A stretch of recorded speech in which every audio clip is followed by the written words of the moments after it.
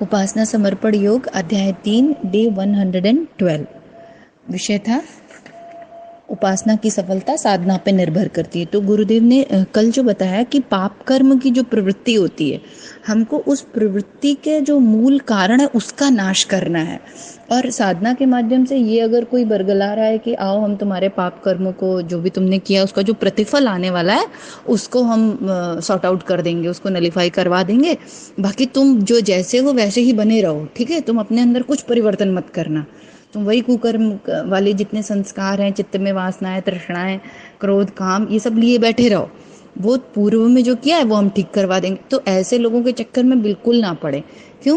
क्योंकि ये दोनों लेवल पे आपका नुकसान कर रहे हैं। एक तो कुकर्मों को, हमारे दुष्प्रवृत्तियों को बढ़ावा दे रहे हैं, और दूसरा ऐसा करके हम अपना लोक परलोक दोनों खराब करेंगे। क्यों? क्योंकि अगर कुप्रवृत्तियां जो अंदर भरी पड़ी हैं वो अंदर ही रह गई तो हम आगे भी इसी तरीके के कर्तव्य तो करते रहेंगे, तो जिंदगी भर इसी माया जाल में, इसी चक्कर में फंसे रहेंगे। तो गुरुदेव इसीलिए कहते हैं कि इससे बचने के लिए, राजदंड से बचने के कई तरीके हो सकते हैं, लेकिन महाकाल के दंड से बचने का ये कोई तरीका नहीं है। परमात्मा का जो दंड व्यवस्था है वो बिल्कुल अलग है। भले ही कि धर्म के अवलंबनियों ने, या जो ऐसे लोग हैं जो धर्म का ठेका लेके बैठे हैं, उन लोगों ने ऐसी चीज़ों को बढ़ावा दे दिया है कि नहीं नहीं कुछ नहीं होता, आप लोग कुछ भी करो, हम बात कर लेंगे, भगवान से हमारी बड़ी पहुंच है, ऊपर तक पहुंच है हमारी। तो ऐसा कुछ लेकिन होता नहीं है, वो बरगला रहे हैं बस एकदम सही सही तरीके पे से। तो सबको अपने कर्म का फल तो लेना ही पड़ता है। क्षणिक तत्कालिक सुख भले ही आपको प्रतीत हो जाए, पर लेना ही पड़ेगा बाद में, आज नहीं तो कल। आगे गुरुदेव इसमें कहते हैं कि पाप और पुण्य का, उचित और अनुचित का अंतर, उनका दंड और पुरस्कार ही मानव समाज के भौतिक मेरुदंड को सीधा रखे हुए हैं। यदि उसे ही तोड़ दिया जाए तो फिर व्यक्ति और समाज की आचार संहिता का ईश्वर ही रक्षक है। गुरुदेव कह रहे कि ये जो हम लोग पाप पुण्य करते हैं, उचित अनुचित, इसका अंतर कौन करेगा? बताए, मतलब कैसे समझ में आएगा कि भाई ये पाप है, ये पुण्य है, ये सही किया, ये गलत किया?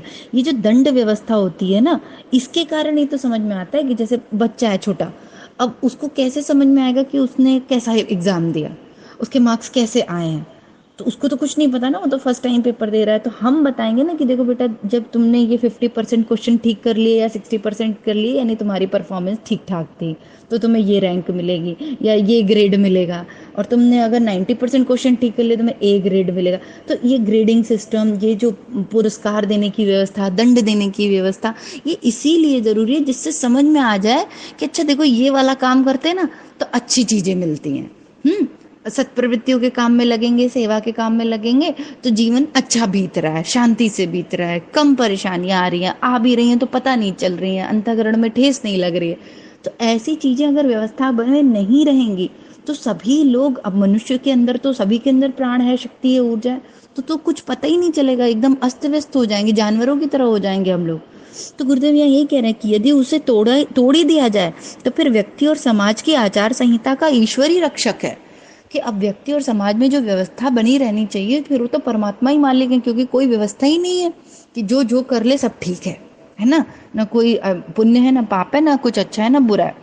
आगे गुरुदेव इसमें कहते हैं, पूजा उपासना का प्रयोजन मनुष्य को ईश्वर विश्वासी अर्थात धर्म मर्यादाओं का पालन करने के लिए व्रत बंध धारण किए रहने वाला है।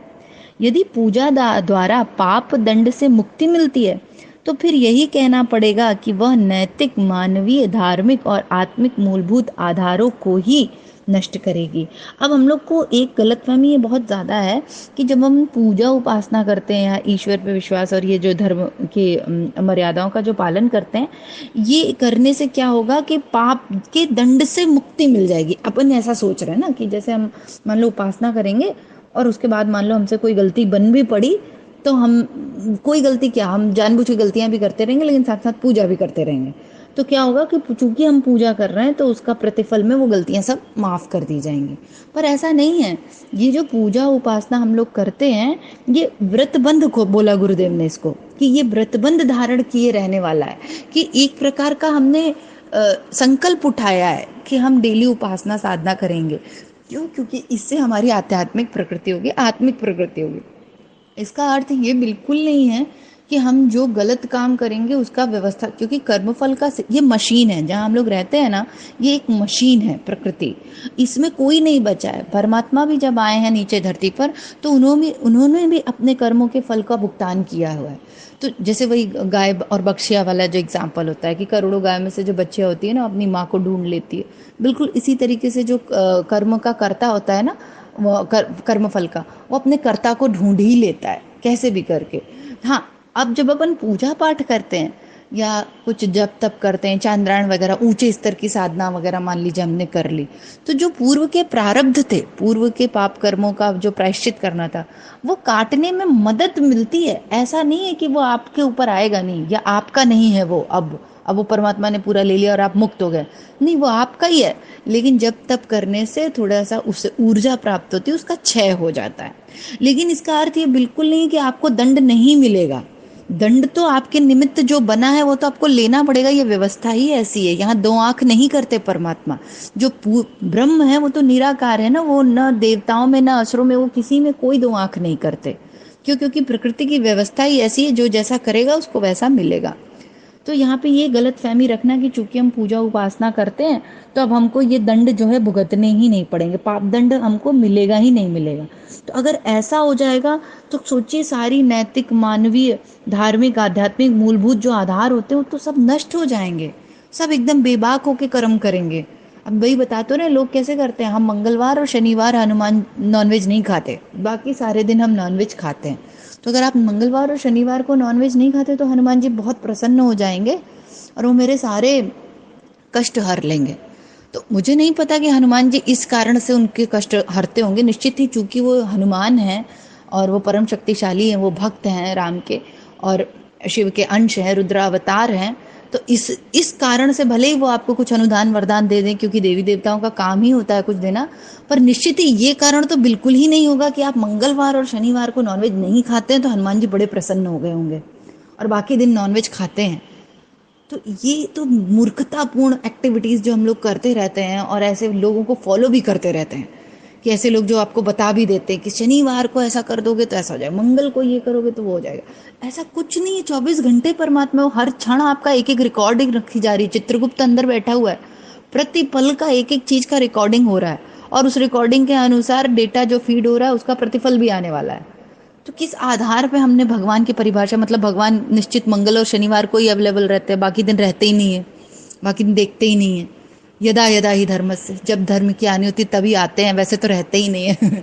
अपन ने इंटरप्रेट यही कर लिया है ना कि यदा यदा ही धर्मस्य, जब जब धर्म की आनी होगी तब कृष्ण आते हैं। वैसे थोड़ी कृष्ण रहते हैं, 24 घंटे तो हम रहते हैं, 24 घंटे तो मेरा वास रहता है। जब धर्म की हानि होगी तब आएंगे कृष्ण, तब देखा जाएगा, तब जब आएंगे तब देखेंगे। तो ये हमने इंटरप्रिटेशन गलत लिखा है, गीता में गलत नहीं लिखा है। गीता में तो वो लिखा है कि कैसे असुरत्व अंदर जब बढ़ता है तब वो प्रकट हो जाते हैं, वो तो रहते तो 24 घंटे ही है। तो अभी आगे गुरुदेव इसमें कहते हैं कि ऐसी दशा में यह पूजा वस्तुतः नास्तिकता से भी महंगी पड़ती है। बिल्कुल सही बात है, इससे अच्छा तो नास्तिक व्यक्ति होता है, कम से कम वो श्योर तो है कि नहीं भगवान कुछ नहीं है, जो मैं कर रहा हूँ वो कर रहा हूँ, मेरी जिम्मेदारी है, ठीक, मैं नॉनवेज खा रहा हूँ, ये मेरी रिस्पॉन्सिबिलिटी, इसके क्या आउटकम आएंगे, कम से कम मैं भगवान को तो दोष नहीं दूंगा ना। तो इससे बेटर वो लोग हैं, गुरुदेव भी कहते थे, इससे बेटर वो लोग हैं जो साफ साफ कहते हैं कि मैं भगवान को, एटलीस्ट दे आर क्लियर, अब उनका माइंड एकदम क्लियर है कि नहीं भाई भगवान नहीं होते, हम ही हैं। हम लोगों का क्या दिक्कत हो रहा है, भगवान होते भी हैं लेकिन कभी कभी होते हैं, बाकी टाइम मैं रहता हूँ, ठीक है, बाकी टाइम अहंकार रहता है। भगवान आते हैं लेकिन कभी कभी, जब, और वो भी कभी कभी कब आते हैं, हमने जो डिसाइड किया हो उसके अनुसार आते हैं। पिछले दिनों यही हुआ है, यही बताया सिखाया गया है। कथा और वार्ताओं में हम यही सुनते पढ़ते हैं। गुरु लोगों के पास यही सबसे बड़ा आकर्षण अपने मत के पक्ष में है। भोले लोग सस्ते मोल में परम दंड की बहुत बड़ी विपत्ति से बचने के लिए फंसते हैं और दोहरी हानि भुगतते हैं। ईश्वरी अकाट्य नियम इतने सरल नहीं है कि तनिक सी पूजा से छुई मुई होकर सूख जाएं। वे अत्यंत कठोर हैं। विश्व का कण कण उनकी पकड़ में जकड़ा है। ईश्वर को कोई पूजे या गाली दे, विश्व व्यवस्था कर्मफल की अपरिहार्य प्रक्रिया में तनिक भी ढील करने वाली नहीं है। ये इसी प्रक्रिया की बात कर रहे हैं गुरुदेव जो प्रकृति करती है। ईश्वर को आप कुछ भी गाली दीजिए, अच्छा बोलिए, उनको क्या फर्क पड़ेगा? वो निराकार है, कूटस्थ है, निर्लेप है, उन तक पहुंचती भी नहीं। तो सही सीधी सी बात बताएं, हमारी गाली या प्रशंसा जो हम लोग करते हैं वो उन तक पहुंचती भी नहीं। ये सब ये खेल प्रकृति के अंदर तक का है, और प्रकृति के अंदर की जितनी चीजें हैं वो सिर्फ कर्म और कर्म के फल पे निर्धारित है। कि हमने वो कॉज एंड इफेक्ट होता है ना, बिल्कुल वैसे ही कि हमने क्या किया और उसका क्या प्रतिफल आएगा, फिर हमने क्या किया फिर क्या उसका प्रतिफल आएगा, बस इस पे निर्भर है सारी चीजें। तो ऐसे में आप कितना भी भगवान को गाली देते रहिए, विश्व व्यवस्था तो जो बना के रखी है प्रकृति ने उसके अनुसार तो दंड मिलता ही मिलता है। अब भले ये फालतू के जो गुरु और बाबा लोग हैं वो भोले भाले लोगों को बरगरा लें कि अब गुरुदेव एक्चुअली ज्यादातर गुस्सा तो गुरु और बाबा लोगों पे हो रहे हैं ऐसे, क्यों? क्योंकि लोग तो भोले हैं, उनको नहीं पता। लेकिन तुम भगवान के प्रतिनिधि बन के बैठे हो, तुम रिप्रेजेंट कर रहे हो ना कि मैं परमात्मा को रिप्रेजेंट करता हूँ, मैनेजर हुआ उसको उनका। तो तुम सही सही बात बताओ लोगों को, क्यों बरगला रहे हो? क्यों उनके कर्म फल बढ़ा रहे हो? क्यों उनको भोग दंड और ये पाप दंड से उनका पीछा नहीं छुड़वा रहे हो? तो गुरुदेव उन पे बहुत आ रहा है। ऐसी दशा में पूजा जिस प्रलोभन से की गई थी, ईश्वर की प्रसन्नता की जिस आधार पर आशा बांधी गई थी, वह बालू के महल की तरह ढह जाती है। तो अब तो बताया गया कि पूजा तुम करोगे तो भगवान प्रसन्न हो जाएंगे। तो भगवान तो प्रसन्न हुए नहीं, उसको तो दंड लेना पड़ा। तो अब क्या हुआ? ऐसे व्यक्ति का मनोबल पूरा गिर गया, पूरा गिर गया। भगवान आज से मैं परमात्मा, तू कहाँ है? तू है ही नहीं, तेरा तो अस्तित्व ही नहीं है। वो ड्रामा जैसे फिल्म मूवीज में नहीं करते, हे प्रभु तू आ गया, तू कहाँ है? वो घंटी बजा के सब मूर्ति पटक देना और ये कर देना। ये इस तरीके की एक्टिविटीज रियल लाइफ में भी लोग करते हैं, मैंने देखा हुआ है, करते हैं। पता है क्यों करते हैं? क्योंकि इतना उम्मीद रख के कि परमात्मा ये कर देंगे हमारा, वो कर देंगे, और जब वो उम्मीद पूरी नहीं होती है तो लगता है कि हम ये नहीं देखते कि परमात्मा हमारा परम हितैषी है, वो जो भी करेगा वो हमारे हित के लिए करेगा। तो जो हम मशीन के अंदर दंड व्यवस्था बनाई गई है, अगर मैं अपने कर्मों का फल अभी नहीं लूंगी तो कभी ना कभी तो मुझे ही लेना, ये व्यवस्था है, व्यवस्था से बाहर की चीज नहीं है। हाँ, परमात्मा मेरी मदद कैसे करेंगे? मुझे सात्विक बना के, मुझे परमार्थी बना के, मुझे साधना में लगा के, ऐसे मेरी मदद करेंगे कि जिससे तुम्हारे प्रारब्ध जब उतरे भी तो वो तुम्हें छू ना सके, तुम्हें कष्ट। जैसे कई लोग पूछते गायत्री मंत्र से क्या होता है? प्रारब्ध नहीं आते क्या, या परेशानियां नहीं आती जीवन में? सब कुछ आएगा, लेकिन उससे जूझने, लड़ने, उबरने और उससे ऊंचा उठ जाने की शक्ति प्राप्त हो जाएगी। और एट द सेम टाइम आगे वैसा दुष्कुकर्म ना करने की भी प्रेरणा मिलती है कि हम भविष्य में भी इस तरीके के पाप नहीं करें, पूर्व में जो हो गए गलती से या हो। पर ये जो कर्मकांड जो भोले भाले लोगों को फंसाने के लिए गुरु लोग बताते हैं, इसमें तो कोई मोरल नहीं है, कोई लर्निंग नहीं है, कोई लेसन नहीं है। कोई उनको ये नहीं सिखाया जा रहा है कि नहीं, तुमको अभी अपने कर्म, अपने मन, अपने विचार, अपनी बुद्धि, इन सबको शुद्ध करना है। पूर्व में ठीक है, तुमसे जो हो गया वो हो गया, उसके लिए हम परमात्मा से पूजा करेंगे, साधना करेंगे, ध्यान करेंगे, वो हमारे काटेंगे। लेकिन एट द सेम टाइम तुमको भी अपने एंड पे दवाइयाँ खानी है।